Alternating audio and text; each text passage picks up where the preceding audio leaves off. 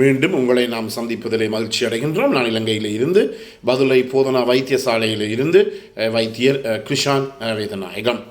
நாங்கள் பார்த்து கொண்டிருக்கின்ற விடயம் ஆண்மையின்மை அல்லது இரெக்டைல் டிஸ்ஃபங்க்ஷன் அல்லது ஆண்குறி விரைப்பு அடைய முடியாத தன்மைக்குரிய பிரச்சனைகளை பற்றி பார்த்து கொண்டிருக்கின்றோம். இன்று சிகிச்சையை பார்க்கின்ற போது முக்கியமாக இந்த லைஃப் ஸ்டைல் மாடிஃபிகேஷன் என்று சொல்லப்படுகின்ற அதாவது எங்களுடைய அதாவது முக்கியமாக உடல் பருமனை இயலுமானவர்கள் குறைத்து கொள்வது நல்லது.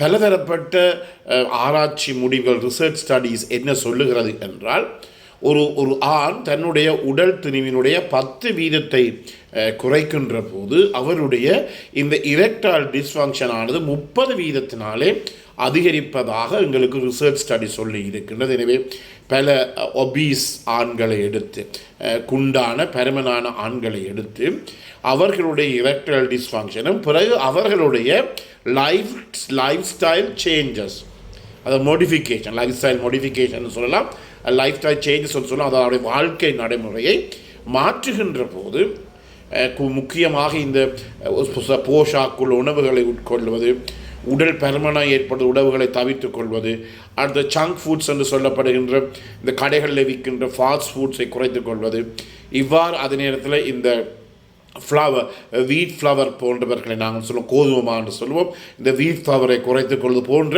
பல காரணங்களாலே பல காரணங்களை நாங்கள் ஒரு மாற்றம் செய்கின்ற போது, சேஞ்ச் பண்ணுகின்ற போது அல்லது மாடிஃபை பண்ணுகின்ற போது எங்களுடைய உடற்துணிவு குறைகிறது. இதன் காரணமாக ஆராய்ச்சி 100% ஆராய்ச்சியின் மூலம் முடிவு செய்யப்பட்டது என்றால், இந்த ஒபீஸ் ஆண்களுக்கு முக்கியமாக என்ன பிரச்சனை இருக்கும் என்றால், இந்த இடி ஃபங்க்ஷனானது, இரெக்டைல் டிஸ்ஃபங்க்ஷன் பிரச்சனையானது இந்த சரியாக அவருடைய உடற்பருமன் குறைய 110% அளவு குறையுமாக இருந்தால் அவர்கள் அவருடைய விரைப்புத்தன்மை 30% அளவுக்கு அவர்கள் பெற்றுக்கொள்ள முடியும் என்ற தன்மை இருக்கிறது. எனவே லைஃப் ஸ்டைல் மாடிஃபிகேஷன் என்பது மிகவும் முக்கியம்.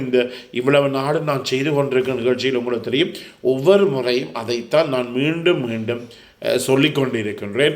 லைஃப் ஸ்டைல் என்ன முக்கியமானது. 95% இந்த ஆண்மையின்மை பிரச்சனையானது கூடுதலாக மனநிலை சம்பந்தவுடனும் எங்களுடைய வாழ்க்கை நிலைமைகளுடன் தான் சம்பந்தப்பட்டு இருக்கிறதே தவிர உடலில் இருக்கின்ற பயங்கரமான நோய்களாக இருக்கவே முடியாது.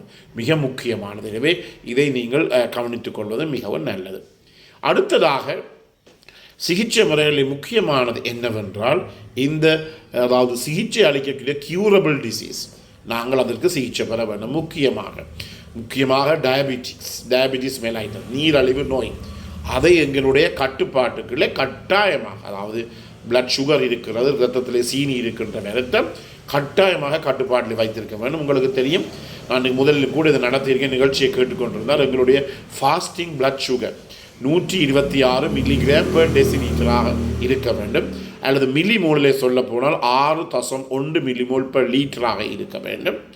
எனவே 126க்கு மேலே ஃபாஸ்டிங் பிளட் சுகர் போக முடியாது. அதே நேரத்தில் சாப்பிட்டு 2 மணி நேரத்துக்கு பிறகு எடுக்கின்ற இரத்த பரிசோதனை post prandial blood sugar level என்று சொல்லுவோம், அது சாதாரணமாக 160 180க்கு மேலே போகக்கூடாது. இவையெல்லாம் மிகவும் கட்டுப்பாடாக இருக்க வேண்டும். இல்லாவிட்டால் நாங்கள் இந்த இரெக்டைல் டிஸ்ஃபங்க்ஷனை பற்றி கதைத்து வேறு. எனவே முக்கியமாக நாங்கள் என்ன செய்ய வேண்டும், கியூரபிள் டிசீஸை நாங்கள் குறைத்து கொள்ள வேண்டும். அதாவது இப்படி நாங்கள் அதை சிகிச்சை அளிக்க முடியுமோ அதுக்கு நாங்கள் சிகிச்சை அளித்து அதன் மூலமாக நாங்கள் இந்த பிரச்சனையிலிருந்து வெளியே வரலாம். எனவே உங்களுக்கு தெரியும், இது ஒரு பாரதூரமான பிரச்சனை. இப்போ வெளிநாடுகள்லேருந்து கூட எத்தனையோ இடங்கள்லேருந்து கூட எனக்கு தொலைபேசி அழைப்புதல் ஒவ்வொரு நாளுமே வந்து கொண்டிருக்கும். ஒவ்வொரு நாளும் 10-20 இந்த பிரச்சனையுடன் இருக்கிறார்கள். அவர்கள் வெளிநாடுகளில் கூட எத்தனையோ இடங்களில் மருந்தெடுத்து கூட அவர்கள் அதில் முக்கியமான குணம் அவர்களுக்கு ஒன்றும் கிடைக்கவில்லை என்றபடியினால தான் நிகழ்ச்சியை பார்த்து அவர்கள் இதை செய்ய விரும்புகிறார்கள். என்றபடியினாலே இந்த நிகழ்ச்சியை பார்க்காதவர்கள் தொடர்ச்சியாக இந்த நிகழ்ச்சியை பாருங்கள். நான் நினைக்கின்றேன் குறைய ஒரு 2-3 மணித்தியாலங்களுக்கு இந்த நிகழ்ச்சி இவ்வளவு நாடு நடத்தின நிகழ்ச்சிகள் இருக்கும். எனவே அதாவது இந்த நோயை பற்றிய பிரச்சனை பற்றிய நிகழ்ச்சிகள் என்றபடியால் அவற்றை நாங்கள் சேர்த்து கொள்ளுகின்ற போது அவற்றை நாங்கள் சேர்த்து கொள்ளுகின்ற போது நாங்கள் எண்ணத்தை அடையக்கூடியதாக இருக்கும். அதாவது உண்மையான ஒரு தெளிவு அவள் முழுதையும் பார்க்க போனால் எங்களுக்கு உண்மையான ஒரு தெளிவு கிடைக்கும். ஆனால் முக்கியமாக நீங்கள் இந்த பிரச்சனை இருவர்கள், அதாவது ஒரு நோயாளி எந்த ஒரு நோயாக இருக்கலாம், இந்த நோய் அதை இறக்கின்ற நோயாளி, புற்று நோயாளி, எந்த நோயாக இருக்கலாம், அவர் ஒரு நம்பிக்கையை கைவிட்டால் அவர் எந்த உலக நாட்டுக்கு போனால் கூட அவரை குணப்படுத்த முடியாது. இது மிகவும் முக்கியமானது. எனவே நான் எல்லா நோயாளிகளுக்கும் சொல்லுவது என்ன, இந்த பிரச்சனையை தலையிலே போட்டு நீங்கள் தலையை குடைய வேண்டாம், அல்லது தலையில் போட்டு தலைக்குள்ளே பிரச்சனையை கொடுக்க வேண்டாம் என்றுதான் நான் எந்த நோயாளி என்றால் நான் சொல்லுகின்ற ஒரு விடயமாக இருக்கின்றது. எந்த நோயாளியும் தான் சிகிச்சை பெற்றால் முழு குணமடையும் என்று நம்பினால் அது எந்த பெரிய புற்றுநோயாக கூட இருக்கலாம், அதில் இருந்து அவர் குணம் பெற முடியும். இதே மாதிரி தான் பெண்களுக்கு இந்த தாய்ப்பால், அதாவது தாய்ப்பால் கொடுக்கின்ற பெண்கள், அதாவது பிள்ளை பிறந்தவுடன் தனக்கு பால் இல்லை என்று யோசித்தால் பால் இல்லை, அதாவது அது மூளையுடன் சம்பந்தப்பட்ட விடயம். இல்லை எப்போதுமே நெகட்டிவாக எதிர்மறையாக இருப்போமாக இருந்தால் வாழ்க்கையிலே நாங்கள் வெற்றியே பெற முடியாது, எந்த நோயையுமே எங்களாலே குணப்படுத்த முடியாது. ஆனால் என்னாலே முடியும் என்று சொல்லி நான் பல புற்றுநோயாளிகளை கூட கண்டிருக்கின்றேன். என்னால் முடியும் என்று சொல்லி இருப்பவர்கள் இன்னுமே உயிர் வாழ்ந்து கொண்டிருக்கின்றனர். எனவே கடைசி மட்டும் நாங்கள் இந்த ஹோப்பை, நம்பிக்கையை கைவிடக்கூடாது. இதுதான் மிக முக்கியமான ஒன்று. சரி வரும் சரி வராதுன்னு யோசிப்போமாக இருந்தால் அது சரி வராது. அது எந்த ஒரு நிலைமைக்கும் அது பொருந்தும். ஒரு வேலையாக இருக்கலாம், ஒரு படிப்பாக இருக்கலாம், பிள்ளைகளுக்குரிய எக்ஸாம்ஸாக இருக்கலாம். என்னால் முடியாதென்றால் முடியாதான், முடியும் என்றால் முடியும் என்றபடியினால் இந்த இடத்துலையும் நாங்கள் என்னத்தை யோசிச்சு கொள்ள வேண்டும். மீண்டும் நான் இதை கட்டாயமாக சொல்ல வேண்டும். பல பேர் என்னோட தொலைபேசியின் மூலம் அழைப்பு கலைக்கின்ற போது உண்மையாக எனக்கு மிகவும் ஒரு கவலையாக கூட இருக்கும்.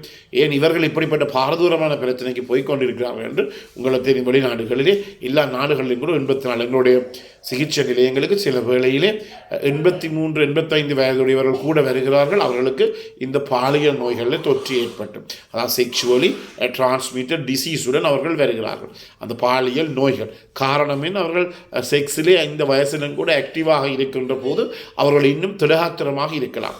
உலகிலே பாருங்கள், மிகவும் பிரபலியமானவர்கள் இந்தியாவில் இருக்கிற பிரபலியமானவர்களை பார்க்கலாம், பில் கிளின்டனை பார்க்கலாம், பெரிய இன்று இருக்கிற அமெரிக்க ஜனாதிபதியை கூட பார்க்கலாம். எவ்வளவுக்கு எவ்வளோ பெண்களோடு அவர்கள் தொடர்பினை வைத்திருக்கிறார்களோ, எவ்வளவுக்கு எவ்வளோ அவர் செக்ஷுவல் லைஃபை நல்லா வைத்திருக்கிறார்களோ, அவர்களுக்கு அவர்கள் கூட காலம், நீண்ட காலம் வாழக்கூடிய ஒரு தன்மையை உங்களாலே காணக்கூடியதாக இருக்கும். யாரையும் எடுத்து பாருங்கள், எந்த ஒரு பிரபல்யத்தையும் எடுத்து பாருங்கள். எனவே முக்கியமாக இதைத்தான் நாங்கள் கவனித்துக் கொள்ள வேண்டும். இந்த செக்ஷுவல் லைஃப் என்பது ஒவ்வொரு மனிதனுடைய வாழ்க்கைக்கு முக்கியமானது. இந்த செக்ஷுவல் லைஃப் இல்லாமல் எங்களுடைய வாழ்க்கை பூரணம் அடையாது, ஃபுல்ஃபில் பண்ணப்படாது, பூரணம் அடையாது. என்றபடியினாலே முக்கியமாக இந்த இடத்துலையும் என்ன செய்ய வேண்டும், இந்த நோயை எங்களாலே குணப்படுத்த முடியும் என்றால் குணப்படுத்த முடியும். ஆனால் சில நேரங்களிலே இந்த குணப்படுத்த முடியாது, எல்லாம் நார்மல், இரத்தத்தில் இருக்கின்ற சுகர் நார்மல், சீனியர் நார்மல், இரத்தத்தில் இருக்கின்ற கொலஸ்ட்ரால், ட்ரைகிளிசரைட், LDL எல்லா சோதனைகள் நார்மல், இரத்தத்தில் இருக்கின்ற ஆணுடைய டெஸ்டஸ்ட்ரோன் ஹோமோன் நார்மல், அதில் ஃப்ரீ டெஸ்டஸ்ட்ரோன் பார்க்கலாம், டோட்டல் முழு டெஸ்டஸ்ட்ரோன், ஃப்ரீ டெஸ்டஸ்ட்ரோன், அதெல்லாம் எல்லாமே ஒழுங்காக இருக்கிறது.